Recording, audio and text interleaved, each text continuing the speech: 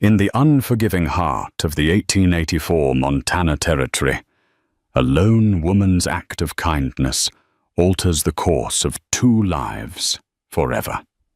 When Clara Hayes offers a plate of food to a weathered, lost cowboy who appears at her fence line, she believes she is simply doing a good deed.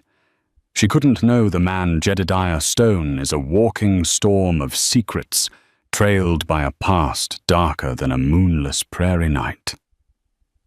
What begins as a place at her table soon becomes a battle for her home, her life and her heart, in a story of redemption, betrayal, and the violent price of love. The dust was a constant companion. It settled on the sills of Clara Hayes's small, sturdy cabin, clung to the hem of her calico dress, and painted the sky in hazy, muted tones of ochre and pale rose. It was a lonely kind of life, etched into the vast, unforgiving expanse of the Montana Territory in the year of our Lord, 1884. The loneliness was a quiet ache, one she had learned to carry like the water pails from the creek each morning. It was heavy, but her shoulders were strong. Her husband, Thomas, had been gone 3 years.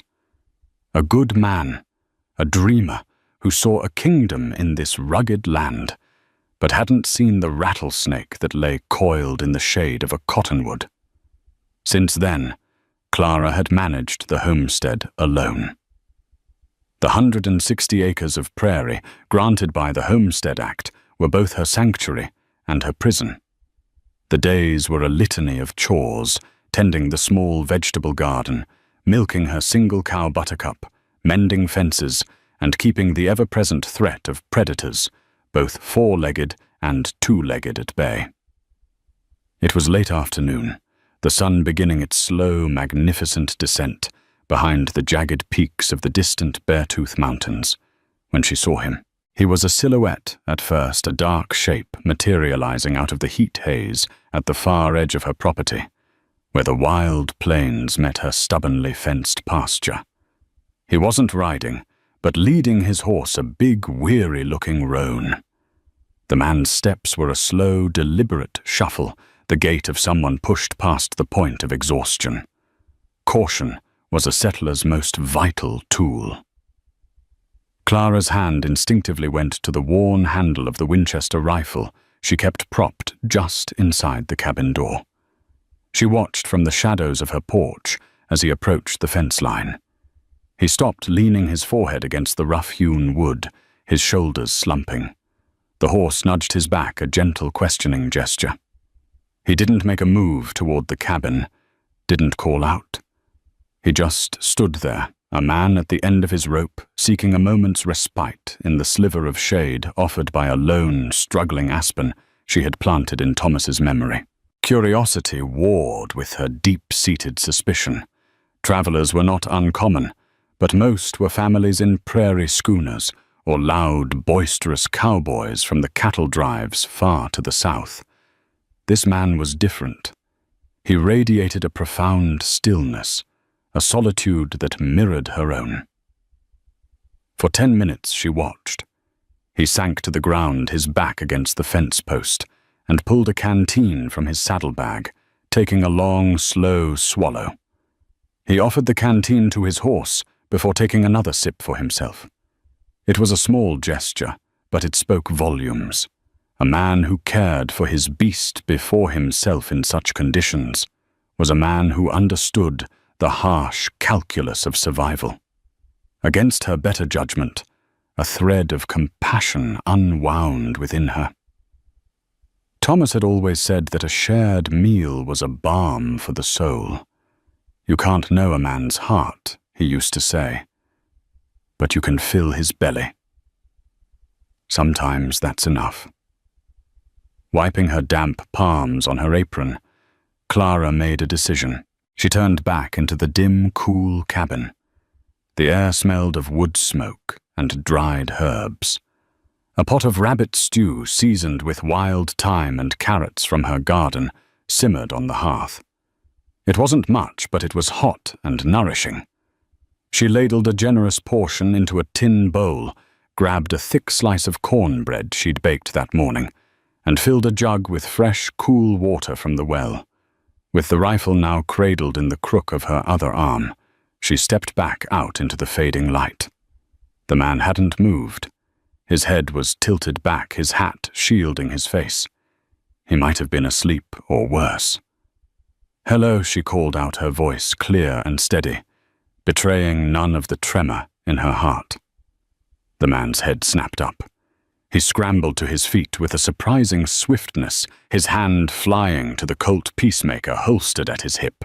His eyes, when they met hers, were the color of a stormy sky, startlingly blue in a face caked with dust and etched with lines of hardship that went far beyond his years. He looked to be around 30, but his eyes held the weariness of a man twice that age. "Ma'am," he said, his voice a low, gravelly rasp, as if it hadn't been used in days. "Didn't mean to trespass, just needed a moment. My horse, she's thrown a shoe."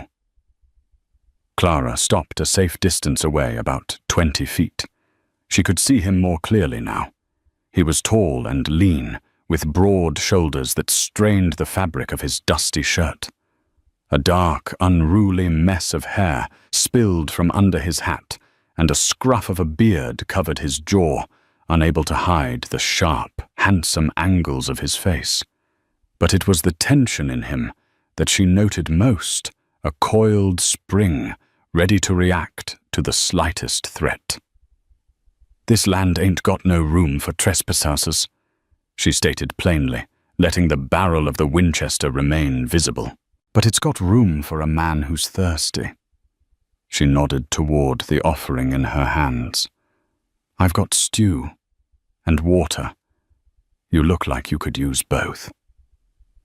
He stared at the bowl, then back at her, his stormy eyes searching her face. It was a look of profound disbelief, as if kindness were a foreign language he had long forgotten. For a moment she thought he would refuse, that his pride or his suspicion would send him on his way. Then slowly, deliberately, he unbuckled his gun belt and laid it carefully on the ground. It was a gesture of trust, a clear and unequivocal surrender. "I'd be mighty grateful, ma'am," he said, his voice softer now. "Mighty grateful indeed." She walked the remaining distance and passed the bowl and the jug over the fence. His fingers brushed against hers as he took them, his touch rough and calloused, yet surprisingly gentle. He sank back to the ground, placing the bowl carefully beside him, and first drank deeply from the water jug. He let out a long, shuddering sigh, the sound of a man pulling back from the brink. He ate the stew with a ravenous hunger, yet with a strange sort of dignity, as if forcing himself to maintain some semblance of manners. He didn't speak, and Clara didn't press him. She remained where she was, leaning against the fence, her rifle held loosely in her hands. The silence, stretched between them comfortable, filled only by the chirping of crickets and the soft whisper of the wind through the prairie grass. When he was finished, he scraped the last of the stew from the bowl with the cornbread, and ate that too. He looked at the empty bowl in his hands, as if it were a precious artifact. "I ain't had a home-cooked meal in—" I can't remember how long, he said, his voice thick with an emotion she couldn't quite name. He looked up at her, and the setting sun caught his eyes, turning them the color of a twilight sky. "My name is Jedediah Stone. Folks call me Jed." "Clara Hayes," she replied. "Mrs. Hayes," he said, a respectful nod. "I'm in your debt." "A meal ain't a debt," she said, her voice softer than she intended. "It's just a meal. You said your horse threw a shoe. I don't have a forge, but I've got a small anvil and some tools in the barn. My husband, he was good with his hands. Maybe I can help." Jedediah looked from her to the small, sturdy barn, then back again. The suspicion in his eyes was still there, a flickering ember, but it was being slowly banked by a cautious curiosity. "You'd do that?" "For a stranger, I'd do it for the horse," she said, a small, wry smile touching her lips for the first time. "No animal deserves to suffer on account of a bad road." He studied her for a long moment, a silent, intense appraisal that made her feel as if he were looking not just at her, but through her into the lonely corners of her heart. Then he gave a slow, tired nod. "All right, Mrs. Hayes," he said, pushing himself to his feet. "All right." As she led him and his horse toward the barn, the last sliver of sun disappeared, plunging the homestead into the deep, velvety purple of twilight. She lit a lantern, its golden glow pushing back the encroaching darkness, and for the first time since Thomas's death, the barn didn't feel quite so empty. She didn't know then that she had just invited a storm into her quiet world. She didn't know the name Jedediah Stone was a whisper in dusty saloons and a curse on the lips of powerful men. She only knew that she had given a lost cowboy a place at her table. She could never have imagined that in return he would one day offer her everything he had left to give his last name. The barn was a world of its own, cocooned in the deep, resonant silence of the prairie night. The lantern light was a living thing, casting long, dancing shadows that made the familiar shapes of hay bales and stacked tools seem mysterious and new. The air was thick with the scent of dry hay, old leather, and the earthy smell of the horse. But another sharper aroma soon joined them, the acrid bite of hot metal and coal smoke. Jedediah had stripped off his dusty outer shirt, revealing a sweat-dampened undershirt that clung to the hard lines of his back and shoulders. He moved with an economy of motion that belied his apparent exhaustion, stoking the small, seldom-used forge in the corner until the coals glowed like a dragon's eye. Clara stood in the wide-open doorway, her arms crossed over her chest. The Winchester still held loosely in one hand. She told herself she was standing guard, that it was simple prudence to watch a strange man on her property. But it was more than that. She was mesmerized. He worked with a focused intensity that seemed to block out the rest of the world. After examining the roan's hoof with a gentle practiced touch, he found the old shoe warped but intact in his saddlebag.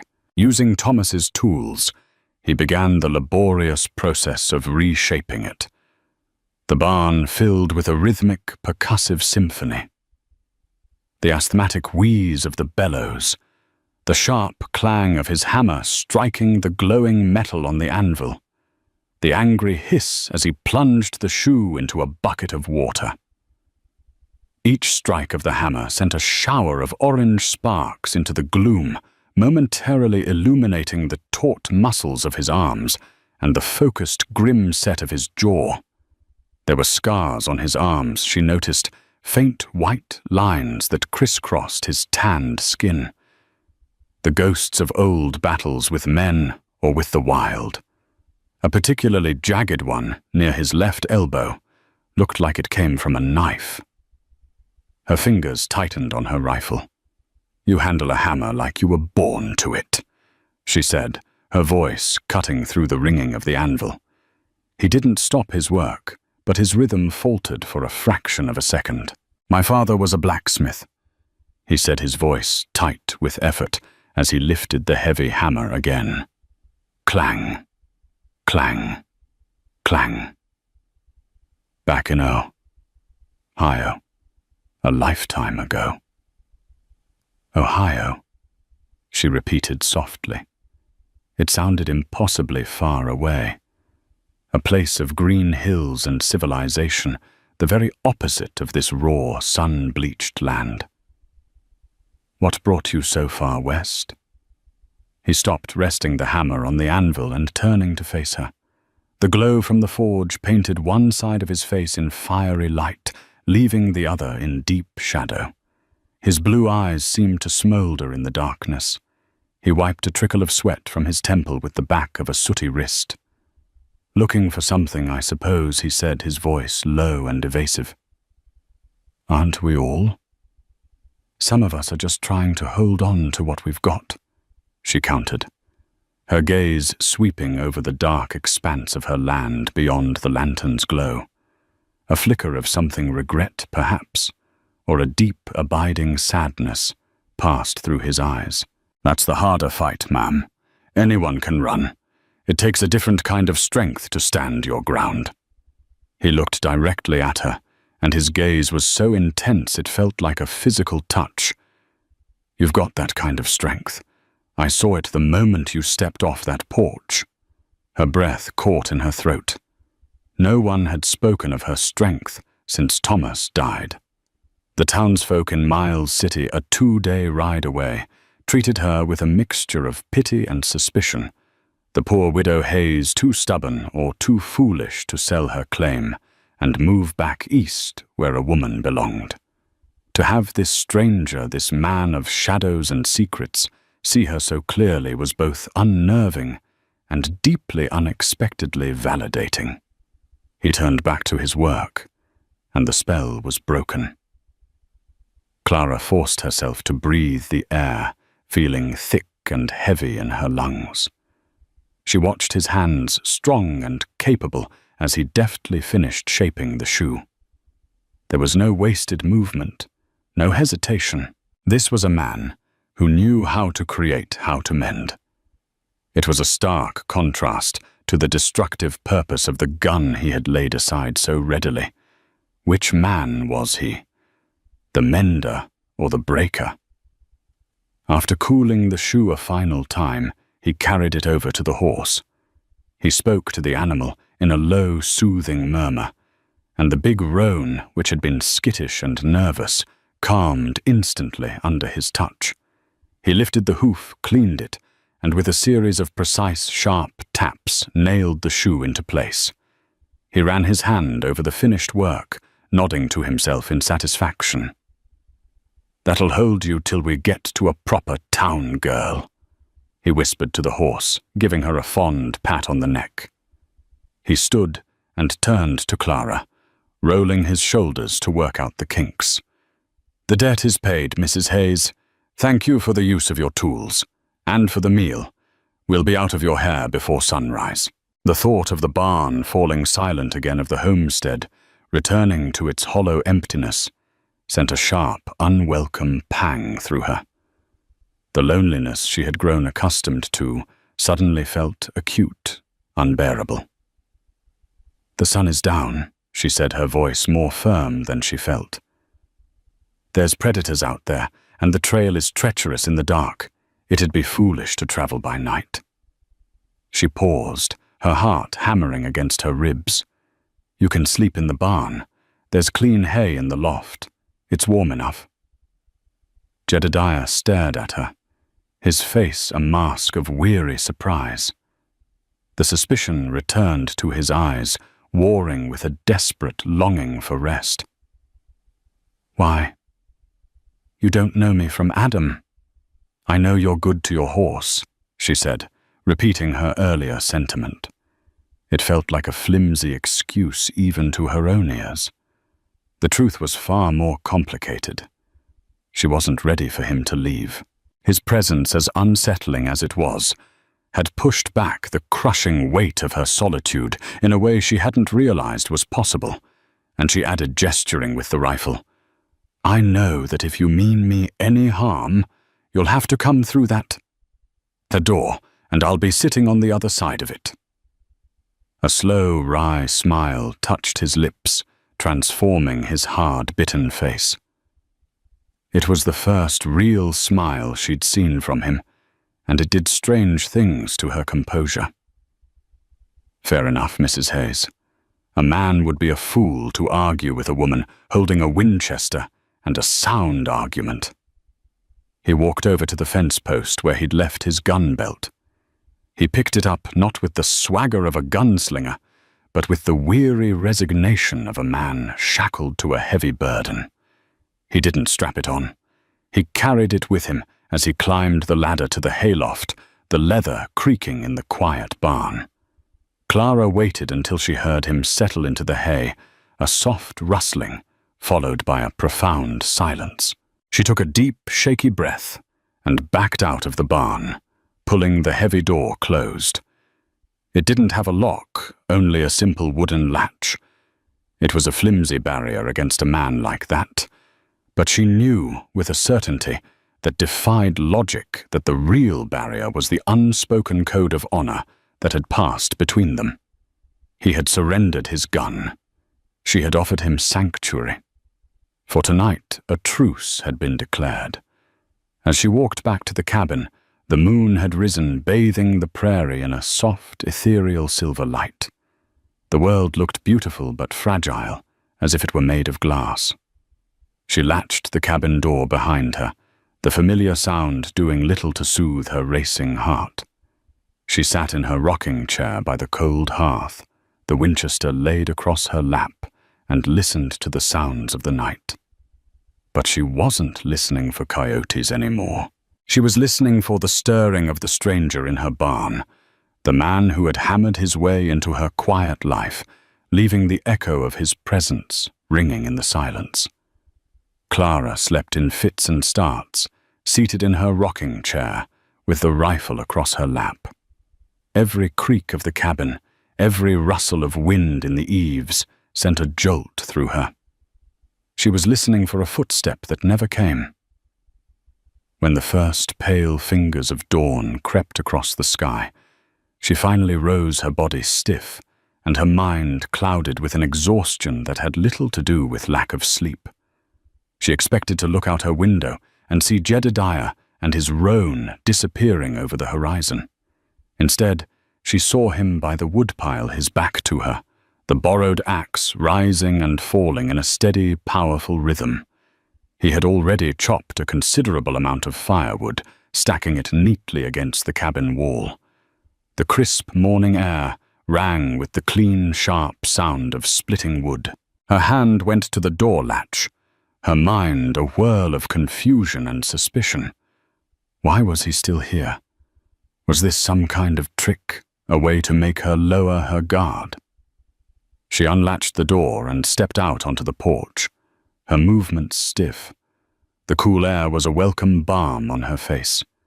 He must have heard her, because he stopped planting the axe head in the chopping block. He turned, and for a moment in the soft morning light, he looked different. The haunted, hunted look in his eyes had receded, replaced by a simple, quiet weariness. He had washed his face at the water pump. Droplets of water clung to his beard and hair, glinting like tiny diamonds. "Morning, ma'am," he said. "Figured the least I could do is earn last night's keep." "I didn't ask for payment," she said, her voice betraying a slight quaver. She despised. "No, you didn't," he agreed, his gaze steady. "That's why it needs giving." He gestured with his chin toward the coffee pot she had left on the embers of her hearth fire. "Smells like you got coffee on. I'd trade a stack of firewood for a cup of that, if the offer stands." Something inside her, a knot of fear and caution she had been holding tight for 3 years, loosened just a fraction. This was a language she understood, the simple, honest currency of work. A man who offered a day's labor for a cup of coffee was a man playing by a set of rules she recognized. She nodded curtly and went back inside to fetch a second tin cup. When she returned, he was waiting on the porch steps, having left the axe by the woodpile. She poured the steaming, bitter coffee into the 2 cups and handed one to him.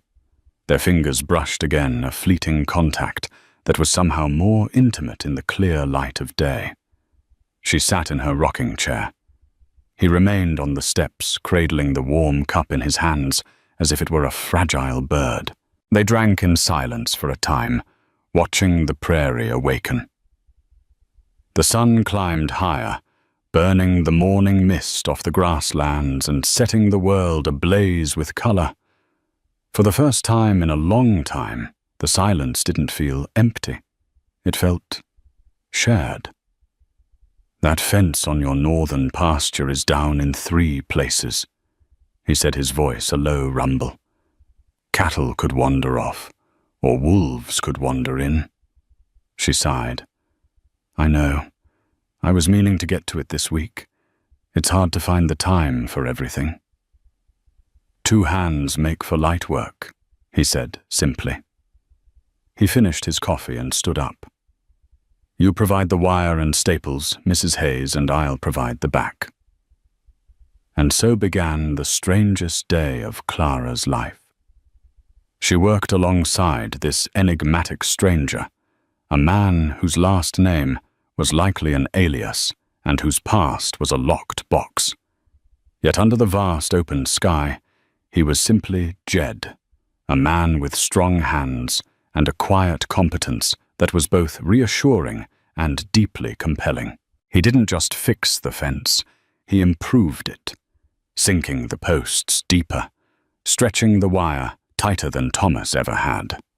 He moved with a purpose and skill that spoke of a life spent in hard physical labor.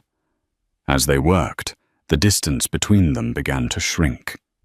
They spoke of simple things: the weather, the stubbornness of cattle, the best way to mend a broken tool. He told her a funny, self-deprecating story about his first and only attempt at panning for gold, which ended with him falling into an icy river and losing his pan. She found herself laughing, a real, genuine laugh that felt rusty from disuse. In turn, she told him about Thomas, about his dreams for this land, her voice soft with a grief that had finally lost its sharpest edges. He listened intently, his gaze full of a compassion that asked for nothing in return. The sun was high in the sky, beating down on them when Clara first saw it. A rider, a speck in the far distance to the west, coming not from the direction of the town, but from the untamed wilderness. She paused, her hand shading her eyes. Jed, who had been tightening a wire, went utterly still. The easy camaraderie of the morning vanished in an instant, replaced by the coiled tension she had seen the day before. His body became a rigid line of vigilance, his eyes narrowing as he stared at the distant figure. His hand instinctively dropped to his hip, his fingers flexing around empty air where his gun belt should have been. "Who do you know from that direction?" he asked, his voice low and hard, all traces of warmth gone. "No one," she said, her own heart beginning to beat faster. "Trappers sometimes, but they usually keep to the mountains this time of year." The rider was not heading directly for them. He seemed to be moving parallel to their property line, a dark, lonely figure against the immense landscape. He was too far away to make out any details, but his purpose felt clear. He was observing, scouting. "Jed," she asked, a thread of fear weaving into her voice. "What is it?" He didn't answer right away. He just watched, his jaw tight, until the rider, after several long minutes, turned his horse and disappeared back into the folds of the rolling hills from whence he came. Only then did Jed seem to breathe again, a long, slow exhalation of tightly held air. He turned to her, and the hunted look was back, more intense than ever. "Clara," he said, using her first name for the first time. The sound of it on his lips was both intimate and alarming. "You're a good woman. You've shown me a kindness I haven't known in a long, long time. And for that, I'm putting you in danger." "Danger? What are you talking about? Who was that?" "He's a scout," Jed said, his voice grim. "He's not looking for trappers. He's looking for me. He picked up the hammer. He'd been using his knuckles white. I should have left this morning. I was selfish to stay. A cold dread washed over Clara, but it was quickly followed by a hot surge of defiance. This was her land, her home. She had fought tooth and nail to keep it against nature, against loneliness, against the pitying whispers of the world. She would not be scared off it by a shadow on the horizon. "I'm not afraid," she said, and was surprised to find that it was mostly true. "You should be," he said, his voice raw. "You don't know the men who are looking for me. You don't know what they're capable of." "Then tell me," she demanded, stepping closer to him, her chin lifted. "Tell me who you are, Jedediah Stone. Tell me who sends scouts to watch you from a distance."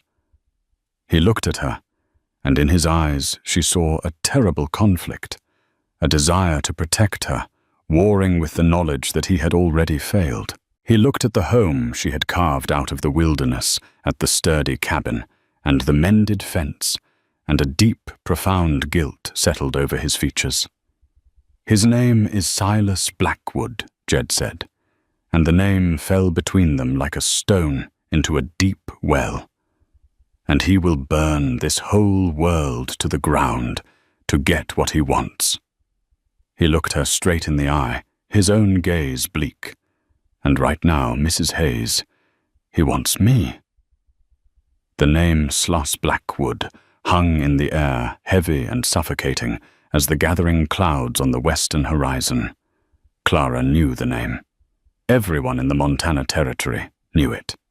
It was a name spoken in hushed, fearful tones in the saloons of Miles City, and whispered in the general stores where homesteaders bought their meager supplies. Blackwood wasn't just a cattle baron. He was an empire builder, a man who saw the vast, untamed land not as a place for homes and families, but as a personal kingdom to be conquered and controlled. His Bar B ranch was a sprawling behemoth that swallowed smaller claims like a hungry snake, and his methods were known to be as ruthless and unforgiving as a prairie blizzard. To hear that this man, this distant, almost mythical figure of power and cruelty, was hunting the quiet, capable man standing before her, sent a tremor of real fear through Clara. The vague threat on the horizon now had a face, and it was a terrifying one. Silas Blackwood. She breathed the words, tasting like ash.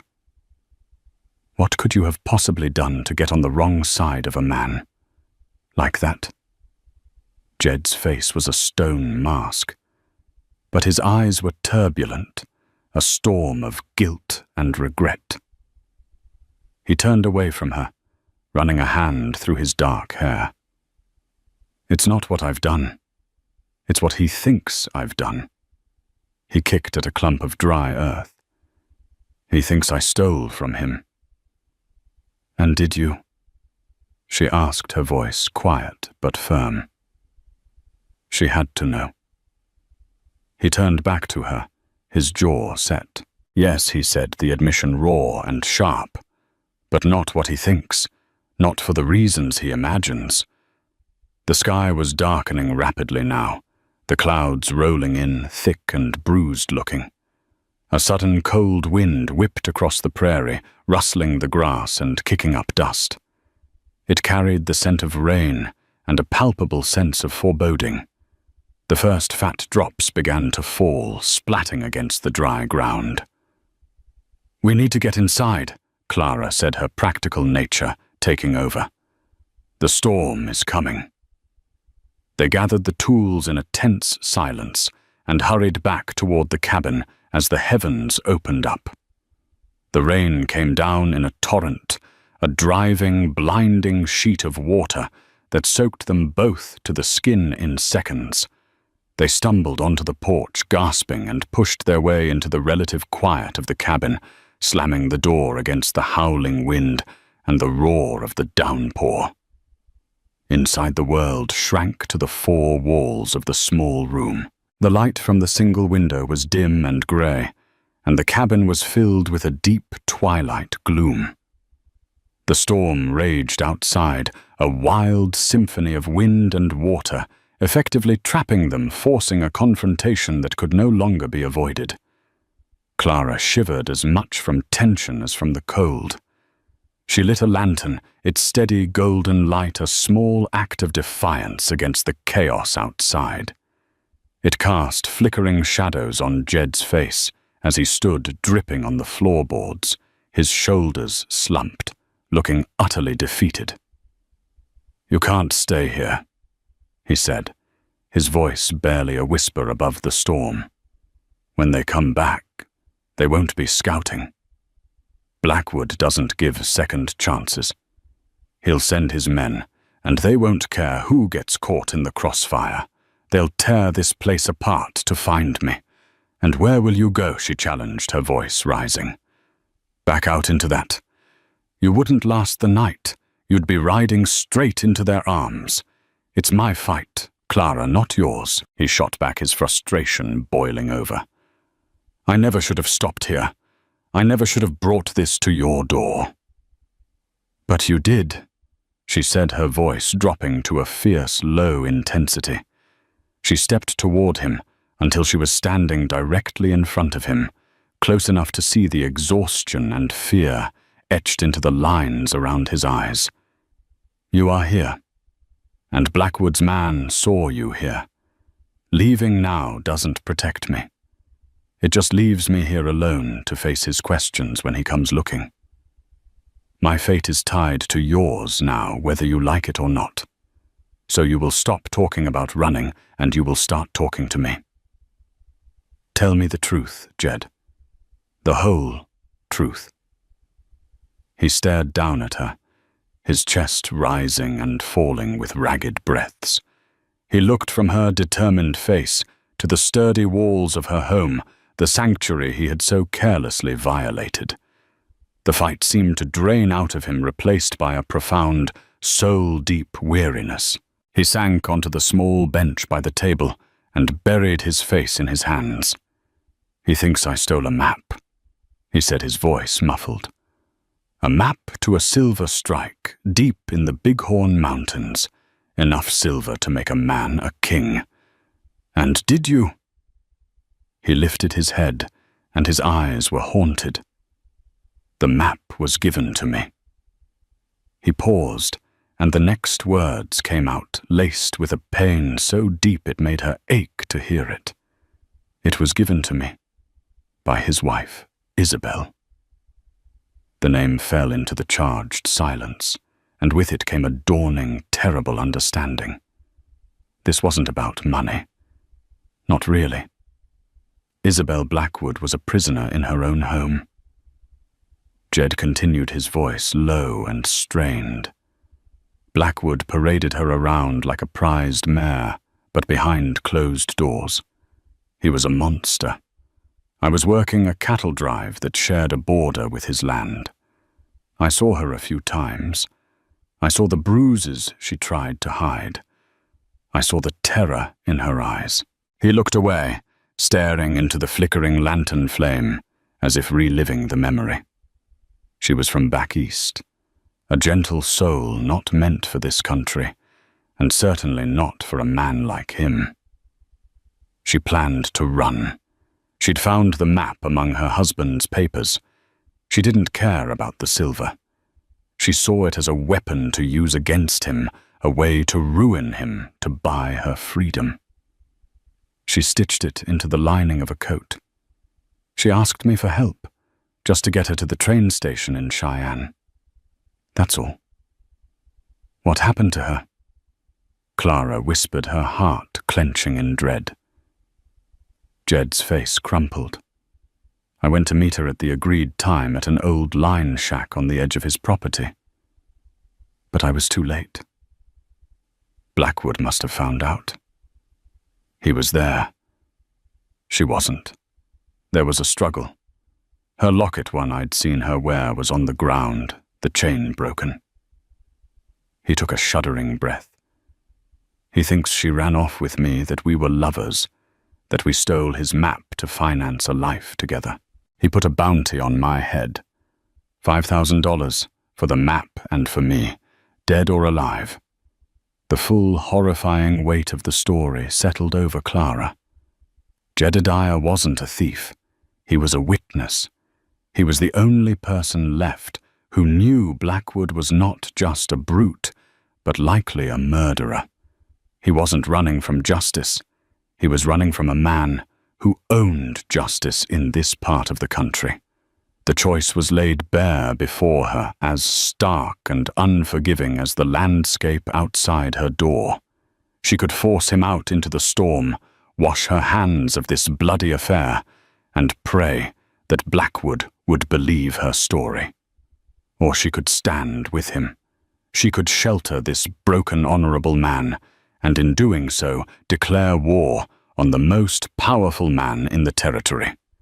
She looked at him, at the guilt and grief that threatened to swallow him whole.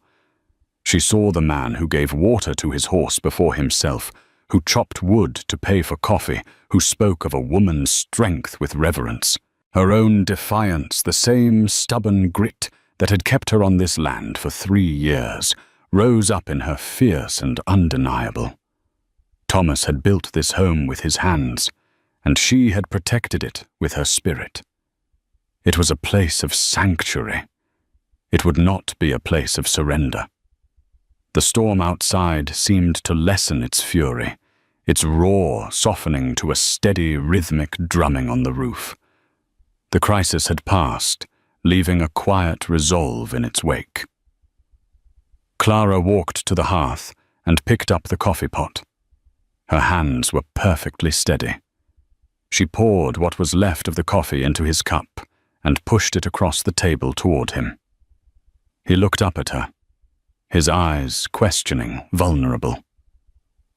"Drink your coffee, Jedediah," she said, her voice calm and clear. "You look like you could use it." She went to the window and stared out at the rain-washed world. "When the sun comes up, we'll see what the day brings us some. But tonight, you are not a stranger in my barn. You are a guest in my home." It was a declaration, a promise. He hadn't just given her his name. He had given her his story, his trust. And in return, she had just given him a chance. She had chosen to close the door on the storm, but to stand with the man she had let inside.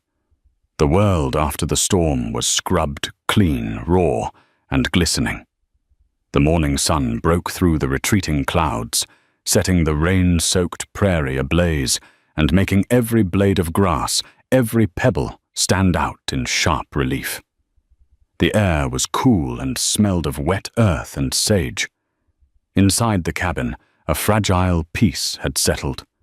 The rage of the storm had passed, leaving behind a stillness that was both a reprieve and a warning. Jedediah had not slept in the rocking chair, as she'd half expected. At some point in the night, she had found him a spare blanket, and he had made a bed on the floor by the hearth, a silent sentinel guarding the door.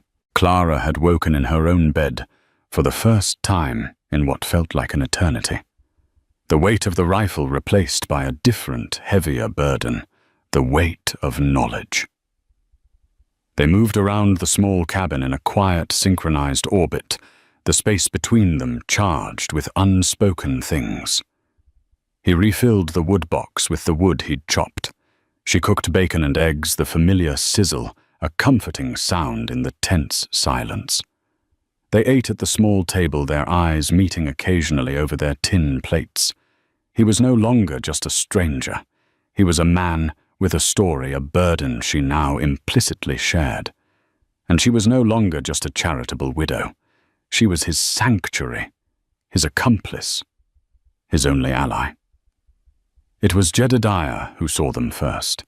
He was standing by the window, staring out at the vast open land, his coffee cup held forgotten in his hand. His body went rigid the same sudden, sharp tension she'd seen when he'd spotted the scout.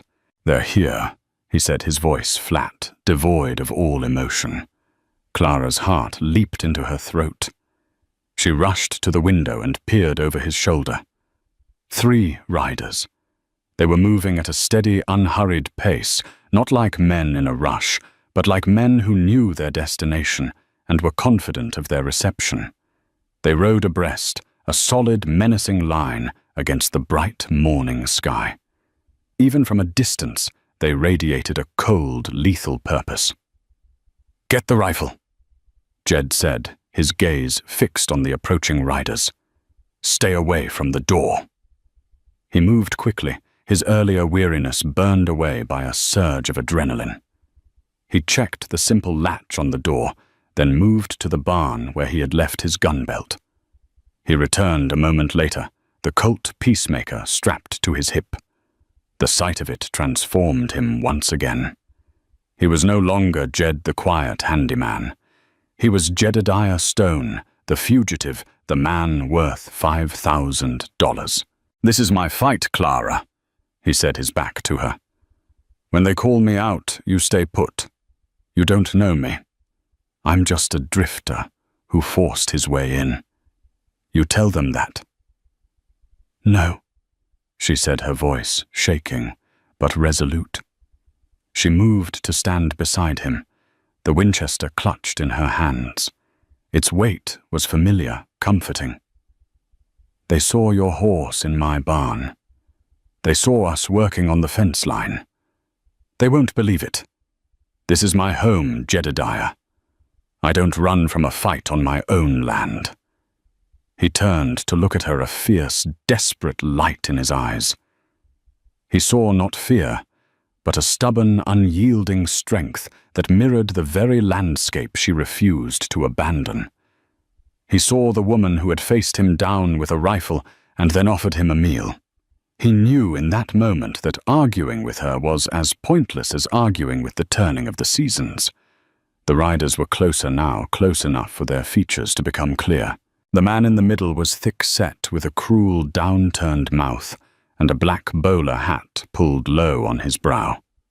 He was flanked by 2 leaner, younger men, their faces hard and emotionless.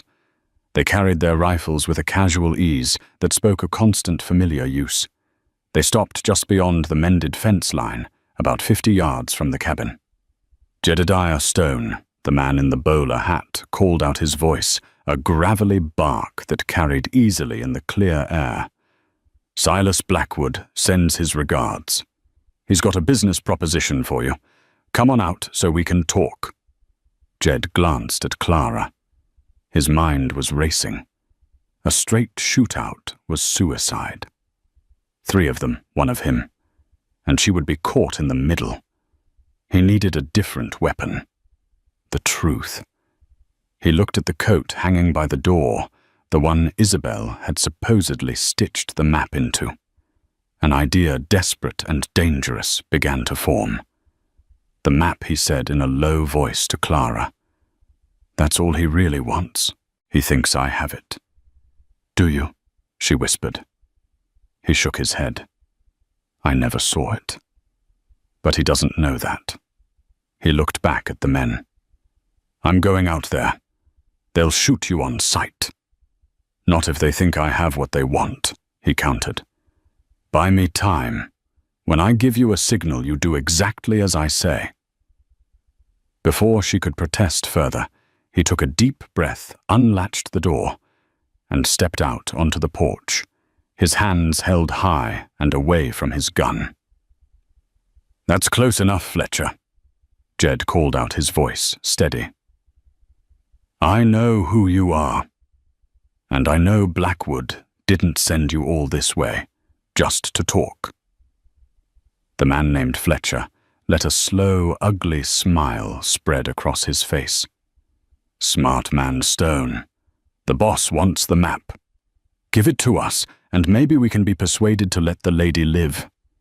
He gestured with his rifle toward the cabin, a clear, vile threat. "The lady has nothing to do with this," Jed said, taking a slow step forward. The map is safe. But you're not getting it. Not until I get some assurances. The only assurance you're getting is a quick death instead of a slow one. Fletcher sneered. Is that the same assurance you gave Isabel? Jed called back, his voice ringing with accusation. Fletcher's smile faltered. The two men beside him shifted uncomfortably, their eyes darting from Jed to their boss. She was a thief and a whore, Fletcher spat. She got what she deserved. She was a terrified woman trying to escape a monster. Jed's voice rose, filled with a righteous fury. And you helped him kill her. Did he tell you that part?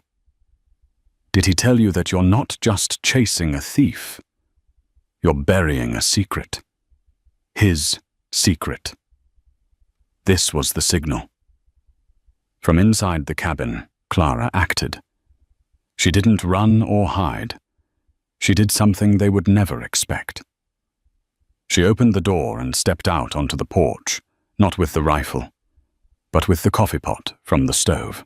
Would you gentlemen care for some coffee? She asked, her voice impossibly calm, imbued with the simple, unassailable authority of a woman in her own home. It's a long ride back to the Bar B. The three men stared at her, utterly dumbfounded. Their brutal, violent script had been interrupted by an offer of common courtesy. It was so absurd, so out of place that it momentarily broke their focus. And in that moment of hesitation, Jedediah acted. With a speed that defied belief, his hand dropped to his Colt. The gun cleared the holster in a single fluid motion. Bang! The first shot kicked up dirt right in front of Fletcher's horse, sending the animal rearing back in panic. Bang! The second shot ripped through the hat of the rider on the right, sending it spinning into the air. Drop them! Jed roared, his face a mask of cold fury. Drop the rifles now. The two younger men, their nerve broken, let their rifles clatter to the ground. Fletcher, fighting his spooked horse, wrestled his own weapon, his face purple with rage. He was a bully, not a gunman, and Jed's display of superior speed and accuracy had shattered his confidence. It's over, Fletcher, Jed said, his voice deadly calm. The Colt aimed steady as a rock at the man's chest. You can die here for a man who's using you to cover a murder, or you can ride out and tell Blackwood his secret is out. Tell him the next time we meet, it won't be with his hired thugs. It'll be with the law. A real U.S. Marshal who might be interested to hear about what really happened to his wife. Fletcher stared down the barrel of the gun, then at the determined woman standing on the porch, and finally at his two disarmed men. He was beaten. The story, the accusation about Isabel, had been a more powerful weapon than any bullet. It had planted a seed of doubt, a poison that would travel all the way back to the Bar B. He spat on the ground, his face a mask of hatred. This ain't over, Stone. It is for you, Jed said. Now get off this land. Fletcher wheeled his horse around and galloped away, his two men scrambling to retrieve their rifles before following in a clumsy, panicked retreat. The silence they left behind was vast and profound. Clara felt the strength drain from her legs and sank into her rocking chair, the empty coffee pot still clutched in her hand. Jedediah stood for a long moment, watching them disappear, before he finally holstered his gun and turned toward to her. The look on his face was one of profound relief, mixed with an even more profound sorrow. They'll be back, he said softly. Not them, but him. Blackwood himself. I know, she whispered. He walked over to the porch and sat on the steps, his head in his hands. I have to leave Clara, now. I'll draw him away from here. He wants me, not you. The thought of the silence returning, of the emptiness, was more terrifying than the threat of Silas Blackwood. She looked at her home, the sturdy cabin, the mended fence, the garden, and realized it was no longer a sanctuary. It was a target. Her quiet life was over whether Jed stayed or went. She stood up and walked over to stand behind him. She placed a hand on his shoulder. "No," she said. He looked up at her, confused. "No, you're right." "This isn't my fight," she said, her voice gathering strength. "But it is my life, and you are part of it now.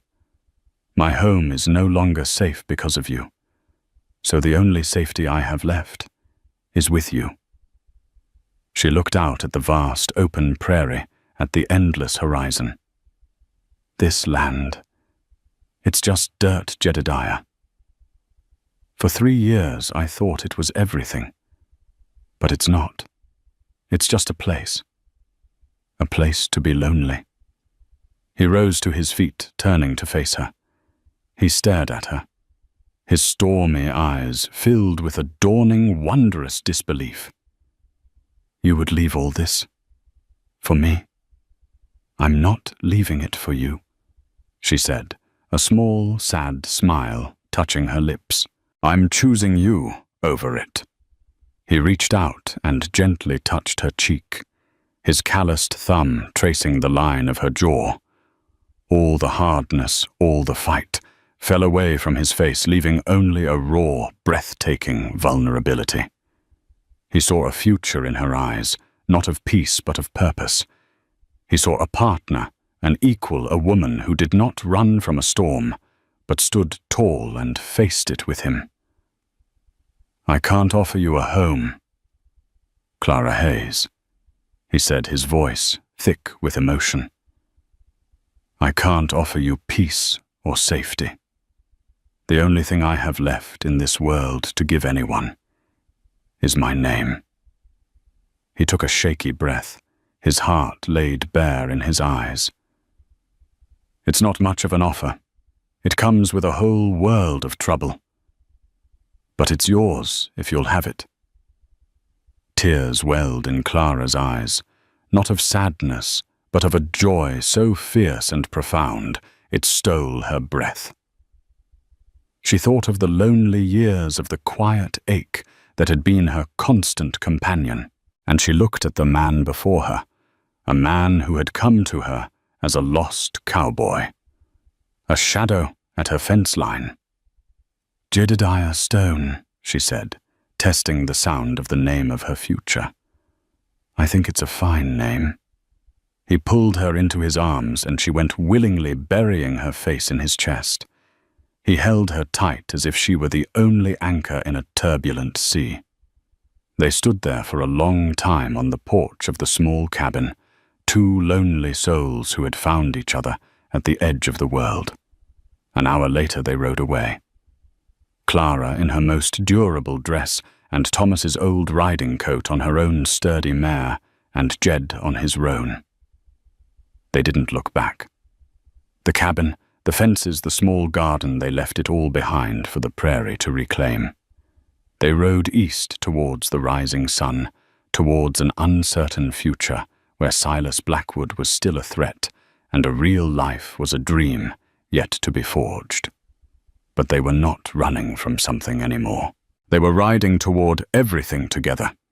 He had come to her looking for a meal and a moment's rest, and she had given him a place at her table. In return, he had given her his last name, and with it a new beginning. The story of Clara and Jedediah doesn't end with a sunset, but with a new dawn as uncertain and as promising as the wild frontier itself.